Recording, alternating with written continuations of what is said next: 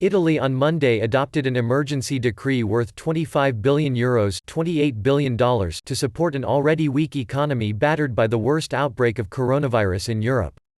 Italy recorded 368 deaths from COVID-19 on Sunday alone, easily the biggest daily toll recorded in any country so far, and its hospitals are struggling to cope with the flow of new cases. The decree is aimed at softening the blow to an economy virtually brought to a halt by draconian measures put in place last week to try to stem the contagion.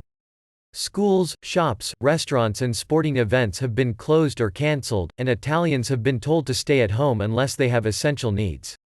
Among a raft of measures, the decree suspends loan and mortgage repayments for companies and families thanks to state guarantees for banks, and increases funds to help firms pay workers temporarily laid off due to the lockdown.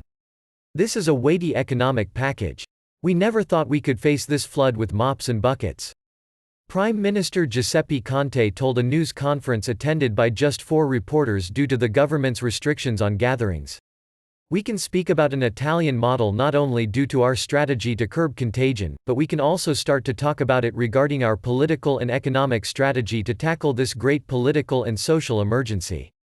He added that the government was aware that the package, which he dubbed the Heal Italy decree, was not enough to deal with the crisis and it was already working on new measures. Economy Minister Roberto Gualtieri said the new measures would be approved next month. Monday's decree is immediately effective and provides €3.5 billion $3.9 billion to help the hard-pressed health service and $10 billion to support families and workers, ministers said. It extends parental leave, offers funds to families to pay for babysitters, and suspends all firing procedures begun after February 23.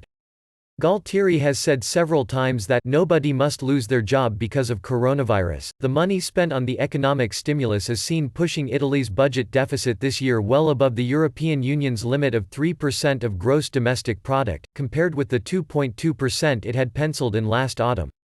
Italy's economy was struggling even before the coronavirus hit, posting a quarterly contraction of 0.3% in the last 3 months of 2019.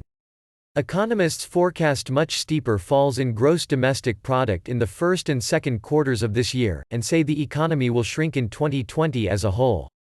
Conte praised Italians' response to the nationwide lockdown and thanked all those still at work providing essential services. "We can all be truly proud to be Italians, and together we will get through this," he said.